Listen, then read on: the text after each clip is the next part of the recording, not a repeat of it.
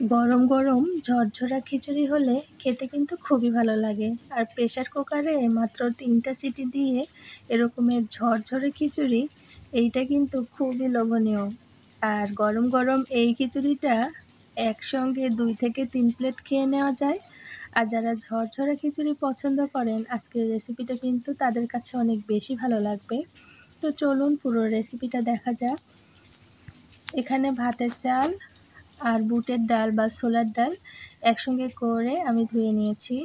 তো ২৫০ গ্রাম ভাতের চাল ছিল, আর এখানে 50 গ্রাম ছোলার ডাল ছিল।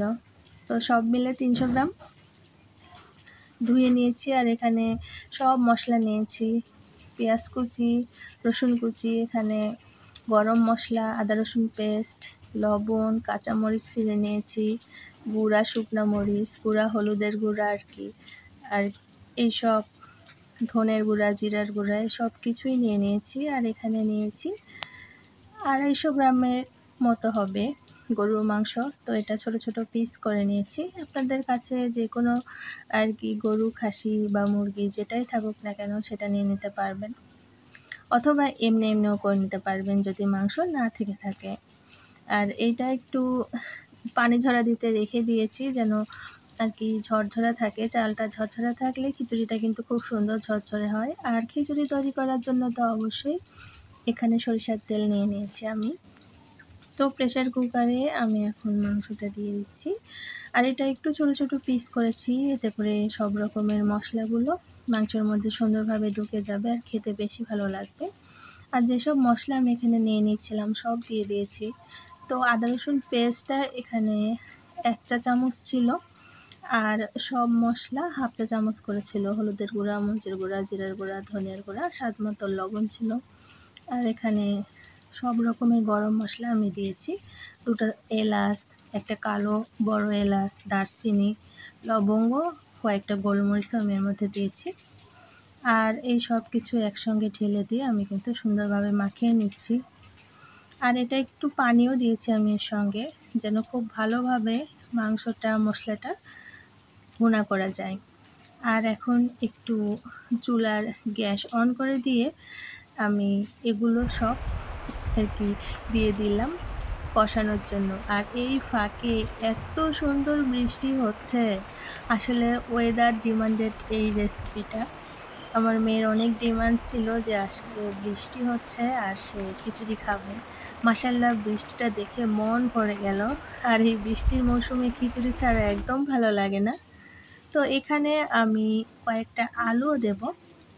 তো চালটা ঝরঝরে হয়ে গিয়েছে আর আলুটাও আমি এখানে সাইডে কেটে রেখেছিলাম। তো আলুটাও এখন একসঙ্গে করে রেখে দিলাম, এতে করে সবগুলো একসঙ্গে খিচুড়ির মধ্যে দিতে সুবিধা হবে। তো এদিক দিয়ে দেখতে পাচ্ছি যে আর কি মাংসগুলো সুন্দরভাবে কষানো হচ্ছে। আর এটা একদম ভালোভাবে কষিয়ে নেওয়ার পরে আলুগুলো দিয়ে দিতে হবে। তো আমি চালের মধ্যে থেকে আলুগুলো আগে দিয়ে দিচ্ছি। আলুগুলো দিয়ে কিছুক্ষণ কষিয়ে নেওয়ার পরে চালগুলো দিয়ে একসঙ্গে করে সবগুলো কষিয়ে নিতে হবে।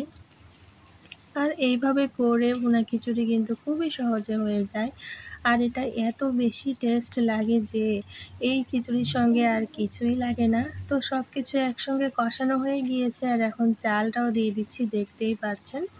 তো চালগুলো দেওয়ার পরও আরও কিছুক্ষণ আমি কষিয়ে নেব। তো চাল, ডাল, মাংস সব একসঙ্গে আরও কিছুক্ষণ কষিয়ে নেওয়ার পরে আমি এখানে গরম পানি অ্যাড করছি। আসলে খিচুড়িতে গরম পানি অবশ্যই ব্যবহার করবেন, তাহলে ঝরঝরা হবে। ঠান্ডা পানিতে বলক আসতে দেরি হয়। তো এখানে 300 গ্রাম সব কিছু মিলে আর মাংস মিলে তো প্রায় 500 গ্রাম হয়ে গিয়েছে। সে অনুপাতে আমি ডবল পানিটা অ্যাড করেছিলাম। আর এইভাবে করে একটু ঢাকা দিয়ে ভালোভাবে খিচুড়িটা কষিয়ে নেওয়ার পরে এখন পানি দিয়ে দিতে হবে।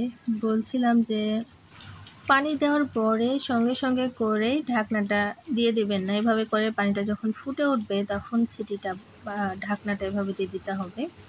আর এখন তো মাত্র 3টা সিটি ওঠার অপেক্ষা।